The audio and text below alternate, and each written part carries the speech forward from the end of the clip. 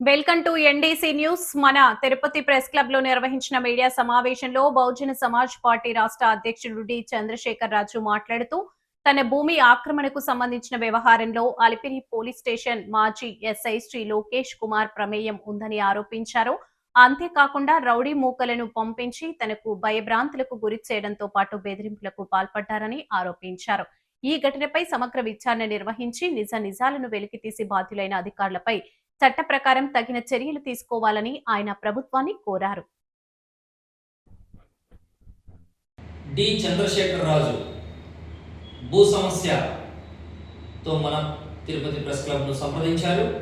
వారి సమస్యను అధికారుల దృష్టికి తీసుకెళ్లి పరిష్కారం దిశగా మన తిరుపతి ప్రెస్ క్లబ్ ప్రయత్నం చేస్తున్నది.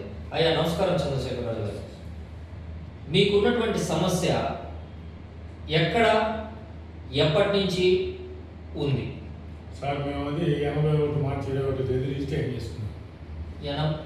మార్చి 21 తేదీ రిజిస్ట్రేషన్. మార్చి 21 రిజిస్ట్రేషన్ సంవత్సరం 81 1981 సంవత్సరంలో మార్చి ఉపాధ్యాయ నగరంలో ఉన్నటువంటి ప్రస్తుతం మానసరోవర హోటల్ సమీపంలో ఆపోజిట్ లో ఉన్నటువంటి సర్వే నెంబర్ ఎంత? 11/2/2 లో ఎంత ఎక్స్టెంట్? 25 సెంట్లు అంటే 150 అంకణాలు. 300 అంకణాలు. లక్ష్మమ్మ ఎవరు? ఓకే, లక్ష్మమ్మ పేరుతో 150 అంకణాలు, సంపూర్ణమ్మ పేరుతో 150 అంకణాలు గల భూమిని 1981 సంవత్సరంలో మార్చి 21వ తారీఖున ఎవరి దగ్గర నుంచి కొన్నారండి? సుబ్రహ్మణ్యం రాజు దగ్గర నుంచి కొన్ని రిజిస్ట్రేషన్ చేసుకున్నారు. అప్పటి నుంచి ఇప్పటి దాకా ఎవరి పొజిషన్ లో ఉన్నది? పొజిషన్ అయితే మా పొజిషన్ లో ఉన్నది. ఓకే, ఇప్పుడు ఏమిటి మీకు సమస్య? ఇప్పుడు ఏమంటే ఎవరు తెలియనటువంటి వ్యక్తులు వచ్చి దాన్ని అది మాదని చెప్పని మేము కట్టినటువంటి గోడలు షెడ్లు అంతా కొట్టి కూల్ చేసి కేవలం నాకు తెలిసి అలిపిరి పోలీస్ స్టేషన్ వల్లనే వాళ్ళు అంత బలంతో వాళ్ళు ఇచ్చేసి మమ్మల్ని బలంతంగా అయితే బయట ఇచ్చేసి మేము వేసినటువంటి షెడ్ కొట్టేసి వాళ్ళు మళ్ళీ ఫ్రెష్ గా వేసి వాళ్ళు అందరూ. ఇప్పుడు అలిపిరి పోలీస్ స్టేషన్ లో అంటే ఎవరు ముఖ్యంగా అలిపిరి పోలీస్ స్టేషన్ లో ఎవరు చేశారు? ఎవరంటే ఇంకా అప్పుడు